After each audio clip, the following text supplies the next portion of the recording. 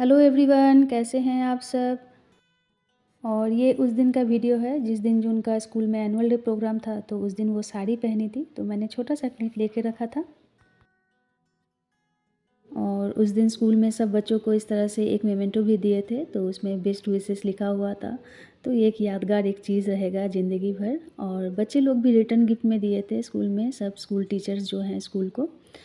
और एक की रिंग भी मिला था। तो जून का अच्छा नाम है शुभेच्छा, तो शुभेच्छा बहुत बड़ा नाम है, इसलिए पूरा नहीं लिखे, तो बस शुभ इस तरह से लिख दिए, तो अच्छा लग रहा है देखने में।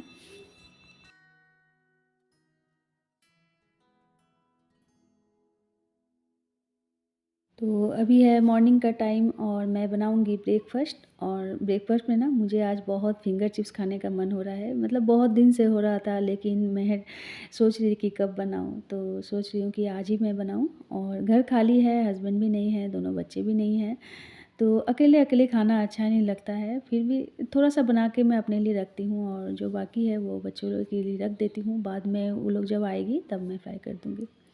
और ये जो नाइफ़ आप देख रहे हैं ना, तो ये मैं फिंगर चिप्स बनाने के लिए मैं ख़रीदी हूँ।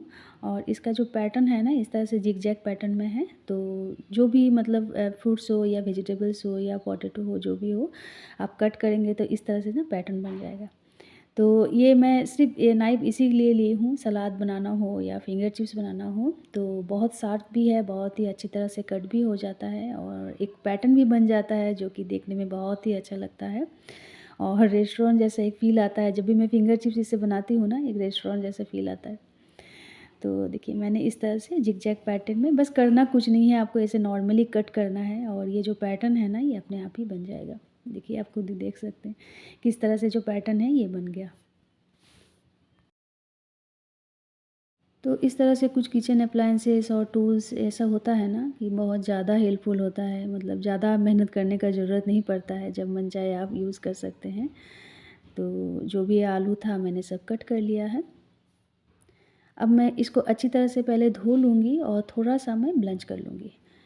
और आपको इसको ब्लंच ही करना है, ओवर कुक नहीं करना है। तो मैंने ले लिया है पानी और 1 चम्मच नमक, और जो आलू था मैंने इसको अच्छी तरह से वॉश कर लिया है। तो बस अब मैं इसको एक उबाल आ जाने तक मैं इसको कुक कर लूँगी, ओवर कुक मैं नहीं करूँगी। तो इसमें एक उबाल आ गया है, अब जो पानी है मैं इसको ड्रेन कर लूँगी, और एक बार नॉर्मल पानी से मैं इसको अच्छी तरह से धो लूँगी। तो बस देखिए जो भी एक्स्ट्रा पानी है ये अच्छी तरह से ड्रेन हो गया है। और जो आलू है मैं एक बोल में मैं ले लूँगी पहले, और थोड़ा-सा मैं कुछ मसाला ऐड करूँगी। तो इसमें जाएगा पेपर पाउडर, तो आप अपने हिसाब से दे सकते हैं, और मैं दे दूँगी कश्मीरी पाउडर। और इसके साथ मैं ऐड करूँगी चाट मसाला, तो चाट मसाला से बहुत ही अच्छा एक फ्लेवर आता है। और एंड में आपको देना है कॉर्नफ्लावर। अगर कॉर्नफ्लावर नहीं है तो आप मैदा भी दे सकते हैं, तो कॉर्नफ्लावर से बहुत ही अच्छा ये कोट होगा।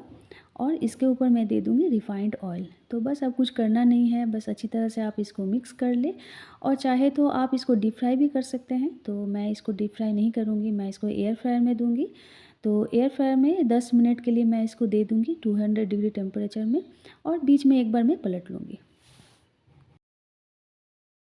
तो बस आज का मेरा ब्रेकफ़ास्ट है रेडी। तो मैंने कुछ पपाया भी कट कर लिया है स्लाइसेस में, और जो मेरा फिंगर चिप्स है ये भी रेडी हो गया है। तो इसके ऊपर मैं थोड़ा-सा पेरी-पेरी मसाला मैंने थोड़ा-सा स्प्रिंकल कर दिया है, और मैंने एक बॉइल्ड एग भी ले लिया है, और उसके ऊपर थोड़ा-सा काली मिर्च भी स्प्रिंकल कर दिया है।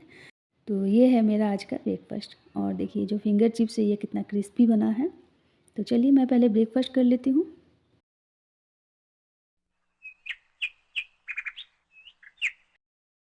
तो चलिए अब मैं काम पे लग जाती हूँ। मैंने ब्रेकफ़ास्ट कर लिया है, और दोनों बच्चे नहीं हैं, तो बच्चे जब नहीं रहते हैं तो जो रूम है ये तो खाली रहता है नेचुरली। तो तभी मैं आती हूँ क्लीनिंग करने के लिए। और ऐसे तो बच्चे जब रहते हैं तब वो लोग खुद ही कर लेते हैं जो क्लीनिंग रहता है। लेकिन अगर वो लोग नहीं रहते हैं, पूरा रूम अगर खाली रहता है, तो मैं ही आती हूँ क्लीनिंग करने के लिए। तो चलिए आज जब क्लीनिंग का बात हो ही रहा है, तो क्लीनिंग से रिलेटेड बहुत ही एक इम्पॉर्टेंट जो टॉपिक है, मुझे आज लगा कि मैं आपके साथ डिस्कस करूं, तो वो है डीक्लटर। तो डीक्लटर के बारे में भी आपको नॉलेज ज़रूर होना चाहिए, अगर आप क्लीन करना चाहते हैं, अगर आपके घर को साफ़ रखना चाहते हैं, तो इसके ऊपर भी आपको थोड़ा-सा नॉलेज होना चाहिए। और डीक्लटर एक ऐसा वर्ड है जो कि आता है क्लीनिंग से पहले, ख़ासकर तो मैं यही मानती हूँ। तो डिक्लटर होता क्या है? तो डिक्लटर होता है जो भी घर में पुराने जो सामान होता है ना, जो पुराना चीज़ होता है, जो आपके यूज़ में नहीं आता है, तो सबसे पहले आपको उस चीज़ को हटाना होगा। और मुझे लगता है सिर्फ़ क्लीन करना ही सैटिस्फैक्शन का काम नहीं होता है। जब क्लीन हो जाने के बाद जब आपको लगे कि हाँ, मैंने बहुत ही अच्छा मेरे घर को साफ़ किया है, थोड़ा-सा चेंज नज़र आ रहा है, तो क्लीनिंग का पर्पस ही यही होता है ना कि थोड़ा-सा चेंज लाना। तो ये चेंज तभी आ सकता है जब आप आपके घर में ना जो भी पुरानी चीज़ है, ये सब को आप हटाएँगे। आप खुद ही देखिएगा, एक पुरानी चीज़ के बगल में एक अगर नया चीज़ बहुत ही एंटीक अगर चीज़ आप रख दें ना, चाहे वो जितना भी एक्सपेंसिव हो, उसका जो लुक है ना, वो निखर के कभी भी नहीं आएगा। लेकिन मैं ऐसा नहीं बोल रही हूँ कि घर का जो भी पुराना सामान है आप उठा के फेंक दीजिए, ऐसा नहीं है। तो डिक्लटरिंग का मतलब ये नहीं होता है। डिक्लटरिंग का मतलब होता है जो कि कबाड़ होता है ना, तो सबसे पहले आपको इस सब को खाली करना होगा। अगर आप जगह नहीं खाली करेंगे तो नया चीज़ को आप कैसे लाएँगे? तो नया चीज़ को लाने के लिए पुराने जो चीज़ है ना, तो इन सबको भी आपको डिलीट करना होगा। जैसे पुरानी सोच जो नेगेटिविटी लाती है ज़िंदगी में, तो इस तरह से पुरानी सोच की तरह जो पुरानी जो चीज़ें होती है ना, इस सब को भी आपको डिस्कार्ड करना होगा। तब तो आएगा ना नया चीज़ का जो भी महत्व होगा, ये सब आएगा खिल के।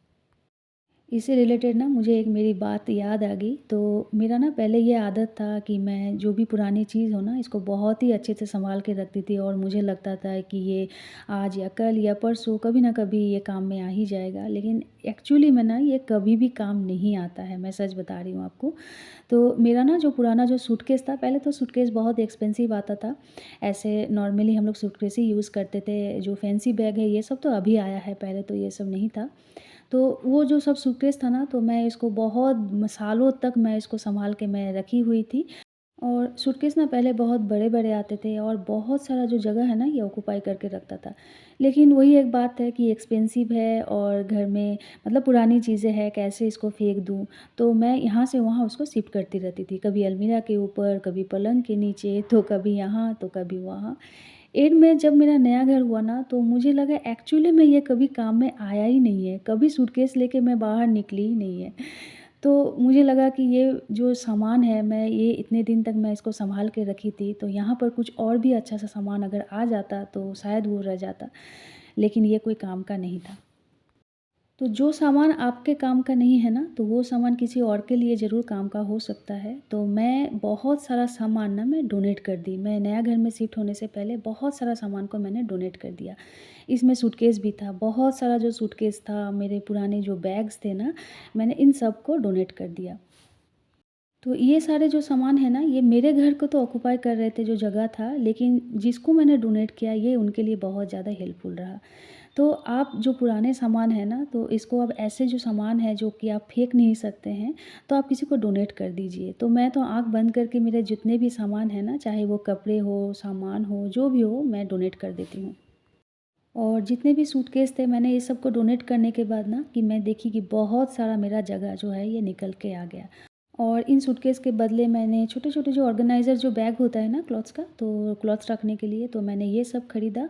और ये एक ही जैसा लगता है और देखने में बहुत सुंदर लगता है और एक ही जगह पे मैं रख देती हूँ और जगह भी बहुत कम लगता है और एक के ऊपर मैं एक रख भी सकती हूँ। तो इस तरह से ना कुछ चेंजेस लाना बहुत ज़रूरी है अगर आप अपने घर को अगर क्लीन रखना चाहते हैं तो। क्लीनिंग करना ना मेरा एक पैशन है। मैं बहुत ज़्यादा मोटिवेट फ़ील करती हूँ जब मैं क्लीनिंग करती हूँ। ये मेरा ख़ासकर मेरा ये मी टाइम होता है और मैं बहुत ज़्यादा एन्जॉय करती हूँ और ये किस लिए एन्जॉय करती हूँ ये भी मैं आपको बताती हूँ। तो ये जो सेल्फ़ मोटिवेशन आया है ना मेरा, तो ये आया है रूटीन से। और ये रूटीन से कैसे आया है मैं आपको बताती हूँ। जब आप किसी जगह को क्लीन करने जाएँगे ना, तो क्लीन करने के बाद जब तक आपका सैटिस्फैक्शन नहीं आएगा कि आप सोचेंगे कि नहीं जो जगह है बहुत ही सुंदर लग रहा है, जब तक ये फ़ील नहीं आएगा ना, तो आपका जो क्लीनिंग है ये फ्रूटफुल नहीं होगा। तो मान लीजिए आप कहीं पर क्लीन कर रहे हैं, तो अगर आप बच्चे के रूम में ही क्लीन कर रहे हैं, तो बच्चे लोगों का आदत होता है ना, तो जो चॉकलेट का जो रैपर होता है या जो पेंसिल्स होता है, जो पेंसिल जो छोटा-छोटा हो जाता है ना, तो वो सबको एक जगह पे इकट्ठा कर देना और बोलते हैं कि नहीं ये आज नहीं कल नहीं, ये काम में आ जाएगा। तो एक्चुअली में ना वो काम में नहीं आता है। और इससे क्या होता है एक बहुत बड़ा पहाड़ बन जाता है जो कि कभार का रूप ले लेता है और आप खुद ही डिमोटिवेट हो जाएँगे और आपका जो क्लीनिंग है इससे आपका मन ही उठ जाएगा, आपका मन नहीं होगा। मेरे बच्चे लोगों का ना एक बहुत ही बुरी आदत है, जो पेन होता है ना, तो पेन का जब इंक ख़त्म हो जाता है, जो यूज़ एंड थ्रो जो पेन होता है ना, तो वो जो सब पेन है ना, ये सब वो लोग फेंकते नहीं हैं। और वो जमा होते एकदम बहुत बड़ा एक पहाड़ बन जाता है। एंड में पता चलता है कि जो पेन था वो काम में नहीं आया, लेकिन बहुत सारा जगह ले लिया। और बच्चे लोग ना खुद ही कन्फ्यूज़ हो जाते हैं, जब घर क्लीन करने जाते हैं तो कन्फ्यूज़ हो जाते हैं कि कहाँ से स्टार्ट करें, कहाँ से ख़त्म, और जो कि कबाड़ वो लोग खुद ही बनाए हैं। तो मैं ना ये छोटी-मोटी बातें ये सब उन लोगों को बोलती रहती हूँ और मोटिवेट करती रहती हूँ कि कभी भी पुरानी जो चीज़ है ना, जो कि आपको लगेगा कि वो काम में आएगा, लेकिन एक्चुअली में वो काम में नहीं आता है। तो अगर ये सब जो छोटी-मोटी चीज़ें हैं ना, जो पुराने पेन हैं और छोटी-छोटी जो पेंसिल्स है, पुरानी जो रबर्स है बच्चे के कमरे में, और जो रैपर्स है, ये सबको आप फेंक दीजिए। ये अगर जब तक आप फेंकेंगे नहीं, तब तक आप मोटिवेट फ़ील नहीं करेंगे क्लीनिंग के मामले में। तो ये सब भी बच्चों को मैं सिखाती रहती हूँ, और मुझे लगता है ना कि बच्चों को ये सब सिखाना चाहिए, तभी वो लोग समझेंगे जो चीज़ें हैं, इसका जो वैल्यू है, कैसे इस सब को चीज़ को रखना है, सँभाल के रखना है, और जो चीज़ यूज़लेस है, ये सब को कैसे फेंक देना है, या अगर आपको फेंकना नहीं है, तो किसी को अगर डोनेट कर देना है। तो ये सब चीज़ें भी ना मुझे लगता है कि बच्चों को सिखाना चाहिए। ये डिक्लटरिंग तो बहुत ही एक इम्पॉर्टेंट एक चीज़ है, ये तो मैंने आपके साथ डिस्कस किया, लेकिन जो क्लटर है ना, ये बनता कैसे है, ये सबसे बड़ी एक मुद्दा है। तो ये बनता तभी है जब हम लोग फालतू में बहुत सारा शॉपिंग कर लेते हैं। हम लोग क्या करते हैं, वुमेन का एक बहुत बुरी आदत है, हम लोग जब किचन का सामान खरीदते हैं तो बहुत सारा सामान खरीद लेते हैं, या कोई कपड़े हो तो बहुत सारा कपड़े भी खरीद लेते हैं, बेडशीट्स हो, देख के लगता है कि ये ले ले, वो ले ले, तो ये ना एक बहुत ही बुरी आदत है। हाँ, मैं भी शॉपिंग करती हूँ, ऐसा नहीं है कि मैं शॉपिंग नहीं करती हूँ, लेकिन मैं उस चीज़ का शॉपिंग करती हूँ, जिस चीज़ का मुझे बहुत ज़्यादा ज़रूरत है, उस चीज़ का मैं शॉपिंग करती हूँ। मुझे लगता है कि अगर ये चीज़ नहीं होगा, तो मुझे जो मेरा काम है, ये कंप्लीट नहीं होगा, तो मैं उसी चीज़ का शॉपिंग करती हूँ। मैं बच्चों के जो कपड़े हैं ना, ये भी मैं कभी भी ब्रांडेड में नहीं लेती हूँ। मुझे लगता है ना, जो ब्रांडेड कपड़े हैं, बच्चे तो बड़े होते रहते हैं ना, तो बहुत ही जल्दी ये सब छोटे हो जाते हैं। और ये सब को आप रख ही देते हैं, क्योंकि ये ब्रांडेड है, आप तो इसको फेंक भी नहीं सकते हैं, और किसी को देने में भी थोड़ा-सा कष्ट लगता है। तो मैं कभी भी ब्रांडेड कपड़े ना खुद खरीदती हूँ, ना बच्चे लोग को खरीदने देती हूँ। हाँ, 1-2 कपड़े तो ऐसे रह ही जाते हैं कि बच्चे लोग, अच्छा जो कपड़ा होता है, ये सब रहता है। लेकिन ज़्यादातर कपड़े ना मैं प्रेफ़र नहीं करती हूँ ब्रांडेड लेना, और जो नॉर्मल जो ऐसे कपड़ा है ना, तो अगर वो सब अगर 1 साल, 2 साल या करीबन 3 साल अगर आप पहन लिए, तो मुझे लगता है काफ़ी रहता है। अगर आप ब्रांडेड अगर कुछ सामान खरीद लिए, तो सालों-साल तो एक कपड़ा तो आप पहन नहीं सकते हैं ना। एक दिन बाद तो आपका मन भर ही जाएगा, तब आपको लगेगा कि जो पैसा था वो बर्बाद हो गया। इसलिए ना मैं वही सामान खरीदती हूँ, जो कि मैं 2-3 साल मैं यूज़ कर सकूँ, उसके बाद मैं डिस्कार्ड कर सकूँ। तो ये क्या होगा, आपका जो घर है ऐसे ही नीट एंड क्लीन रहेगा, और घर में ना बहुत सारा फालतू कबाड़ अगर रहता है ना, तो ये बहुत ही ज़्यादा नेगेटिविटी लाता है आपके ज़िंदगी में भी, आपके घर में भी। इसलिए ना डिक्लटर करना बहुत ज़्यादा इम्पोर्टेंट होता है, घर को अगर सच में अगर क्लीन रखना अगर आप चाहते हैं तो। अब देखिए, मैं ये सब जो बातें मैं आपके साथ मैंने शेयर किया, तो आप बोल ही सकते हैं कि नहीं, ऐसा कुछ भी एंटीक चीज़ होता है जो कि हमारे घर के बड़े-बुज़ुर्ग हम लोग को गिफ्ट में देते हैं, तो वो सब को हम लोग कैसे फेंक दें? तो मैं बोलूँगी नहीं, उस सब को मत फेंकिए, ये सब बहुत ही ज़्यादा कीमती चीज़ होता है, क्योंकि बड़े-बुज़ुर्ग जो है हम लोग को गिफ्ट किए हैं, तो मैं भी नहीं करती हूँ, मैं कभी भी नहीं करूँगी। जो भी क्लॉथ्स है, या कोई भी ऑर्नामेंट्स हो, या कोई भी चीज़ हो, तो मैं क्या करती हूँ, मेरे पास भी ऐसे बहुत सारे सामान हैं, ऑर्नामेंट्स है, क्लॉथ्स है, साड़ी है, मेरे पापा के दिए हुए कुछ जो गिफ्ट्स है, मैं ये सब को कभी में भी मैं फेंकना नहीं चाहूँगी। लेकिन ये भी एक प्रैक्टिकल बात है ना, जब अगर कुछ नया चीज़ के बगल में जो पुरानी जो चीज़ है ना, आप उसको अगर रख देंगे कि नहीं, मेरे साथ इसके साथ मेरे यादें जुड़े हुए हैं, तो सच मानिए ये कभी भी अच्छा नहीं लगेगा। अगर आप अपना घर को बहुत ही सुंदर रखना चाहते हैं, एकदम अपडेट रखना चाहते हैं, बहुत ही नीट एंड क्लीन रखना चाहते हैं, तो पुरानी जो चीज़ है ना, एक बड़ा-सा कार्टून में भरिए, और इसको ऐसी जगह पे रख दीजिए कि जहाँ पर वो सेफ रहे। और जो आपकी जो पुरानी यादें हैं, इसको भी आपको डिस्कार्ड करने का ज़रूरत नहीं है, मतलब बाहर फेंकने का ज़रूरत नहीं है। आप इसको एक जगह पे करके आप एक ही जगह पे इसको रखिए। आप नया के साथ पुराना मिक्स मैच मत कर दीजिए, क्योंकि बहुत ही ख़राब लगता है जब भी नया चीज़ के बगल में एक पुरानी चीज़ रह जाती है ना, अच्छा नहीं लगता है, अगर आप अपना घर को डेकोर करना चाहते हैं तो। फॉर एग्ज़ाम्पल मैं आपको बताती हूँ कि अगर ऐसा कुछ अगर स्टूल हो या टेबल हो जो कि आपके घर के बड़े-बुज़ुर्ग जो हैं आपको दिए हैं और इससे आपकी बहुत सारी यादें जुड़े हुए हैं, लेकिन इसके बगल में बहुत ही एक्सपेंसिव अगर आप डाइनिंग टेबल एक रख दें या कुछ भी सामान रख दें, तो जो आपका जो नया चीज़ है ना, ये एकदम बेकार लगेगा देखने में। तो ये एक बहुत ही प्रैक्टिकल बात है और मैं प्रैक्टिकली बात करना पसंद करती हूँ। तो जो भी इमोशन है, ये सब को आप एक जगह पे रख दीजिए और बहुत ही सेफ़ली रखिए क्योंकि बहुत ही ये कीमती होता है। लेकिन अगर घर को नया लुक देना चाहते हैं, तो आपको थोड़ा-सा अपडेट होना पड़ेगा। तो चलिए आज बहुत सारी बातें मैंने आपके साथ शेयर किया, तो घर को नीट एंड क्लीन रखिए, डिक्लटर रखिए और जो भी नेगेटिविटी है वो अपने लाइफ से भी और घर से भी निकाल के बाहर फेंक दीजिए और घर को फ्रेश एंड नया लुक दीजिए हमेशा क्योंकि ये आपका घर है और घर के साथ-साथ एक सुकून भरी जगह भी है जहाँ पर आप खुल के साँस ले सकते हैं। तो चलिए इसी उम्मीद से जो ये मेरा छोटा-सा वीडियो है मैं यहीं पर ख़त्म करती हूँ। आशा करती हूँ आपको अच्छा लगा। तो चलिए बहुत जल्दी मिलती हूँ नेक्स्ट वीडियो में। Bye bye, take care.